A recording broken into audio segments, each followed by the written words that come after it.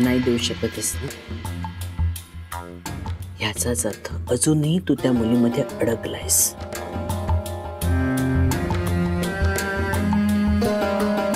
यापूर्वी मी तुला सांगितलं होतं, तू जर का वेडावाकडा वागणार असशील तर घाडग्यांच्या घराचे दरवाजे उघडे आहेत, पण मग पुन्हा कधीही परतायचं नाही. जर तू काही वेडवाकडं वागलास तर आम्ही नेहमीच अमृताला पाठिंबा देऊ, तुला नाही. आणि मग घाडग्यांशी तुझा काहीही संबंध राहणार नाही. आणि मी तसं करू शकते, तुला चांगलंच ठाऊक आहे.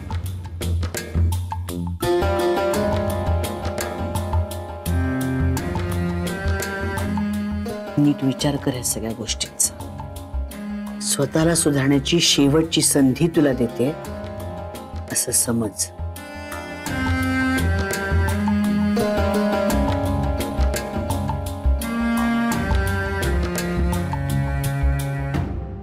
माही,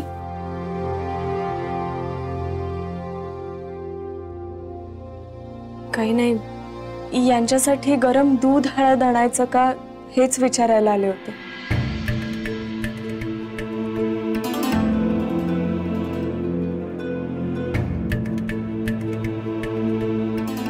ऐकलंस अक्षय? बायकोच अशी काळजी घेते, समजलं?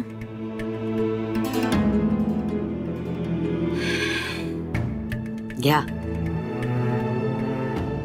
गार होईल ते दूध.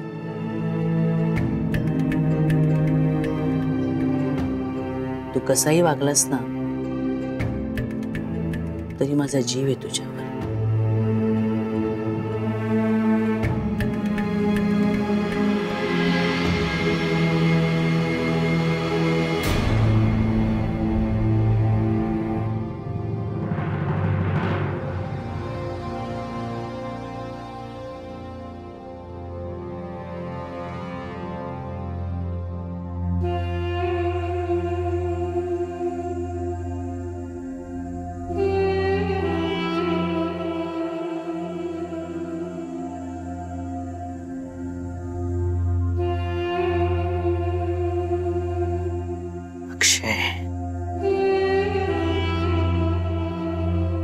नको असा त्रास देऊस.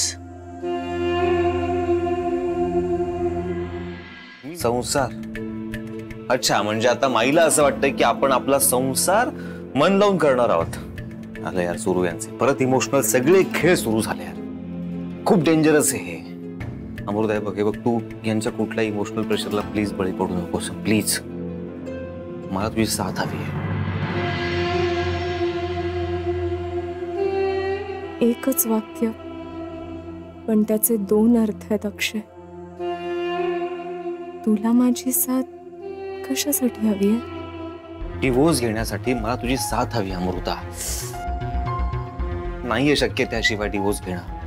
हे बघ, तुझ्यावर हे प्रेशर टाकतील, तुला जरा सहन करावं लागेल, तू वैतागशील सुद्धा, तुला काय काय ऐकून घ्यावं लागेल, पण प्लीज मला मदत कर यार. त्याशिवाय मी डिवोर्स नाही घेऊ शकणार. थोडं सहन कर. हा, मी विचार केला ग की जाऊन सांगावं माईला सगळं खरं खरं, पण नाही ग, असा इमोशनल फुल होऊ शकत नाही मी. कारण ज्या क्षणी मी यांना सांगेन ना की मला केवशी लग्न करायचंय, मला साखळदंडात बांधून ठेवल्यासारखं घरामध्ये कोंडून ठेवतील. परत मग इमोशनल ब्लॅकमेल करतील, प्रेशर टाकतील, सगळ्या नाना तऱ्हांच्या परत सुरू होतील यार. ते नकोय. So please promise me. मला तुझी हेल्प हवी अमृता. मला तू साथ दे, कारण मला किऊशी लग्न करायचंय. किऊशी लग्न करायचंय की केलंस? करायचंय.